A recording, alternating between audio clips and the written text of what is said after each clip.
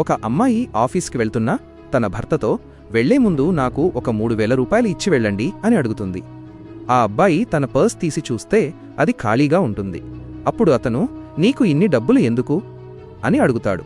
దానికి ఆ భార్య భలేవారే, ఎన్ని రోజుల నుంచి చెబుతున్నాను, ఇంట్లో రేషన్ అయిపోయింది, బియ్యం లేవు, పప్పులు లేవు, మీరసలు పట్టించుకోవడమే లేదు అని అంటుంది. అప్పుడు భర్త ప్రస్తుతం నా దగ్గర డబ్బులు లేవు, నీ సేవింగ్స్ పొదుపులోంచి తీసి వాడుకో, తర్వాత నేను నీకు ఇచ్చేస్తాను అని చెబుతాడు. ఆ అమ్మాయి కోపంతో హద్దు దాటుతున్నారు, గత 3 నెలల నుంచి నేనే చూసుకుంటున్నాను, ఉద్యోగం మీరు చేస్తుంటే నా దగ్గర డబ్బులెక్కడ్నుంచొస్తాయి, ఈరోజు గనక మీరు రేషన్ తీసుకురాకపోతే రాత్రికి ఉపవాసం ఉండాల్సిందే అని తెగేసి చెబుతుంది. ఆ మాటలు విన్న అబ్బాయి మౌనంగా ఆఫీస్కి వెళ్ళిపోతాడు. అతను వెళ్లిన తర్వాత ఇంటి యజమాని వచ్చి అద్దె అడుగుతాడు. అప్పుడు ఆ అమ్మాయి మా వారు ఇప్పటికే ఇచ్చేసి ఉంటారు కదా అని అంటుంది. కానీ యజమాని నీ భర్త గత 2 నెలల నుండి అద్దె కట్టలేదు, నా ఫోన్ కూడా ఎత్తడం లేదు, 1 వారం రోజుల్లో అద్దె కట్టకపోతే ఇల్లు ఖాళీ చేయాలి అని చెబుతాడు.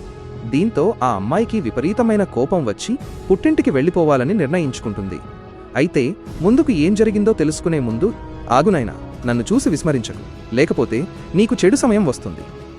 ఒక్కసారి కామెంట్లలో హర్ హర్ మహాదేవ్ అని రాసి వీడియోకి ఒక లైక్ చేసి ఛానల్ను సబ్స్క్రైబ్ చేయి.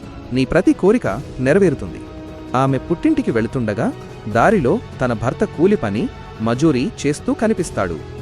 అది చూసిన ఆమె ఎంతో బాధపడి పశ్చాత్తాపంతో తిరిగి తన ఇంటికి వెళ్ళిపోతుంది.